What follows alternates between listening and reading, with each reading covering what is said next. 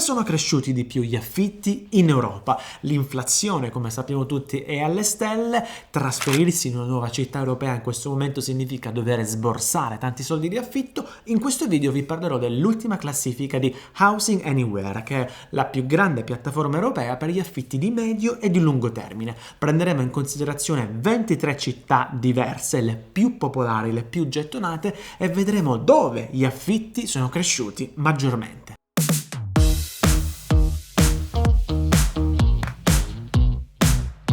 Partiamo dalla situazione delle stanze in affitto, che è la soluzione più ricercata da parte degli studenti universitari. Ebbene, da questa classifica emerge che Milano è la città europea dove si è registrato il maggiore aumento trimestrale, ovvero del 12,6%. Ma quali sono i prezzi medi delle stanze nelle principali città europee al momento? Ad Amsterdam una stanza in affitto costa 940 euro al mese, a Monaco 895 euro al mese, a Colonia 845, ad Amburgo e l'Aia a pari merito 800 euro al mese, a Berlino 770, a Milano 760 euro al mese per una stanza, a Rotterdam 750 euro, a Francoforte 740, a Parigi 720 euro, a Barcellona 635, a Bruxelles 615, Lisbona e Utrecht entrambe 600 euro al mese, ad Helsinki 590, Vienna 580 euro, a Madrid 560 euro al mese per una stanza, a Firenze 560,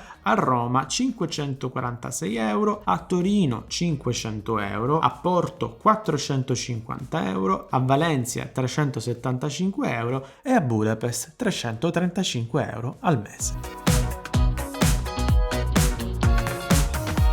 Ma andiamo più nello specifico. Qual è il costo attuale nelle 23 città europee più gettonate al momento di un monolocale? Quanto costa affittare un monolocale al mese?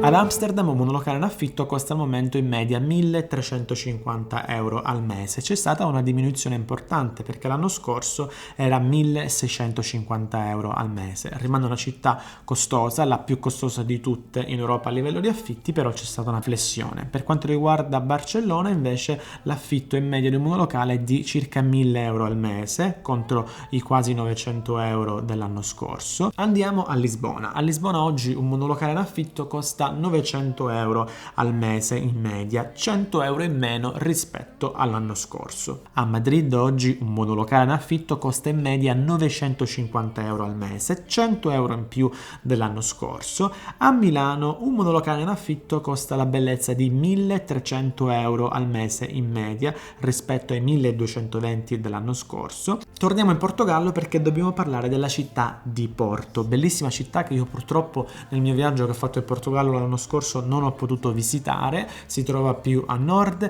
e ha purtroppo conosciuto un aumento significativo dei prezzi dei monolocali. Pensate che l'anno scorso un monolocale costava in affitto 775 euro al mese, oggi un monolocale a Porto in affitto costa 1.340 euro al mese. Parliamo di un aumento del 73%, il più alto che si sia registrato in Europa. Vogliamo parlare delle altre tipologie di appartamenti? Parliamone.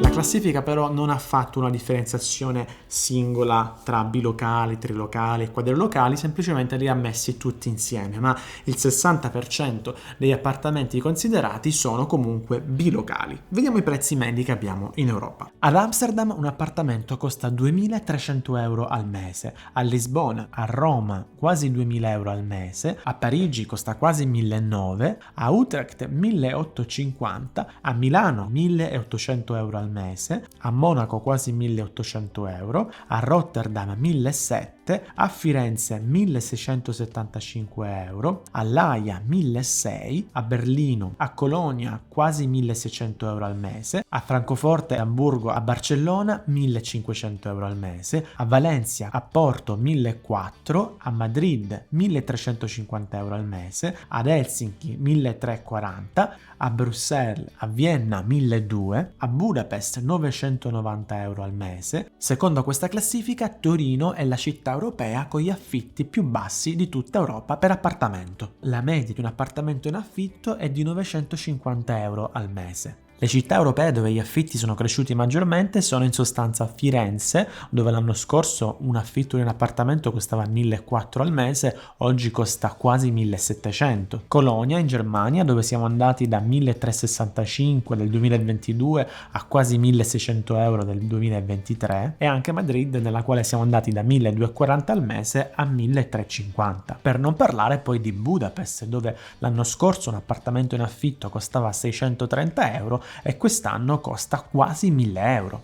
Non fa eccezione Porto, dove siamo passati da 1.200 euro per un appartamento in affitto dell'anno scorso a 1.400 di oggi. Milano si conferma molto costosa, ma il prezzo medio di un appartamento in affitto si conferma sia l'anno scorso che quest'anno a 1.800 euro al mese. Roma invece ha visto un aumento da 1.800 dell'anno scorso a quasi 2.000 di quest'anno. Ma cosa si sta facendo concretamente per cercare di arginare il fenomeno del continuo rialzo dei prezzi degli affitti che sta rendendo le città praticamente invivibili per le persone locali, ma anche difficoltose per le persone che si devono trasferire per lavoro, che si ritrovano uno stipendio che spesso non è adeguato al costo dell'affitto? Le principali misure che sono state messe in pratica sono quelle relative alla limitazione degli affitti di breve termine, che purtroppo causano, a causa del turismo sempre più globalizzato, una scarsa disponibilità delle stanze, delle case che potrebbero essere affittate invece per affitti di lungo termine, e quindi sottraggono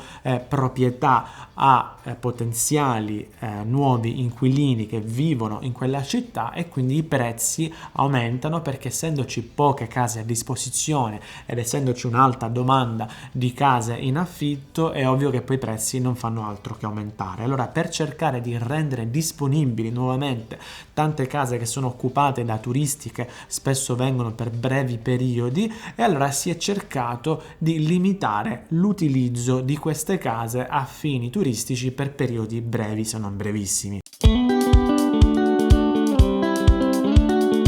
La prima città in Europa, se non addirittura del mondo, che ha posto in essere delle leggi particolarmente dure nei confronti degli affitti di breve termine è stata Barcellona. A Barcellona infatti la popolazione locale è stremata da una presenza turistica massiccia. Questo sta causando non pochi problemi, sta aumentando il costo della vita e tutto quanto, e quindi è stata fatta una legge che di fatto vieta ai proprietari di affittare una stanza in affitto per meno di 31 giorni. Quindi un turista che va a Barcellona non può prendere una stanza in affitto per una settimana, deve necessariamente o andare in albergo o stare più di 31 giorni. Tuttavia gli appartamenti in affitto sono ancora consentiti dalla legge, quindi tu puoi andare a Barcellona a affittare un intero appartamento anche per qualche giorno, quello ti è consentito, ma non puoi più farlo affittando una sola stanza. Un altro paese che sta cercando di porre un limite a questo fenomeno è l'Austria, che dal luglio del 2024 prevede una legge per la quale i proprietari potranno affittare singole unità ai turisti per un massimo di 90 giorni l'anno. Altre leggi sono state fatte a Parigi, dove si può affittare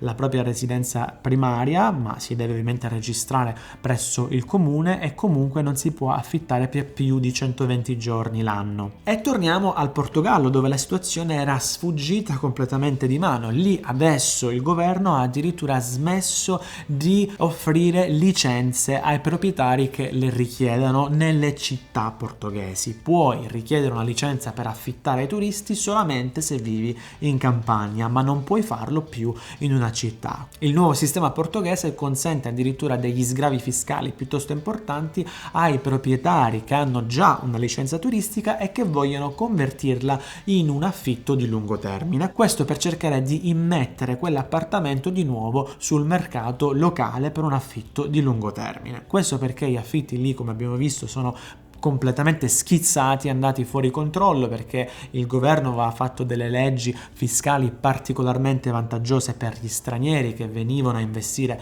in Portogallo, a lavorare da lì. Tutti sono andati in Portogallo, questo ha provocato un'impennata nel costo degli affitti e adesso si trova questa situazione che è veramente difficile per i locali. Anche in Italia ci si sta muovendo in tal senso. A Firenze è passata una legge per la quale gli affitti brevi saranno vietati nel centro storico. Simili misure sono studiate anche in altre città e si sta pensando anche a una legislazione nazionale. In questo video ho parlato solamente dell'Europa, ma ovviamente la situazione è piuttosto seria anche in altre città del mondo. New York, per esempio, ha passato una legislazione molto severa nei confronti degli affitti brevi, credo che sia tra le più severe al mondo, e questa legge di fatto consente l'affitto breve solamente al proprietario che viva nella stessa casa dove affitta la stanza. Quindi se io sono un proprietario a New York e voglio affittare una stanza del mio appartamento, posso farlo a condizione che l'affitto sia massimo di 30 giorni e a condizione che siano solo 2 persone a volta. Quindi io praticamente non posso affittare a una famiglia. Questo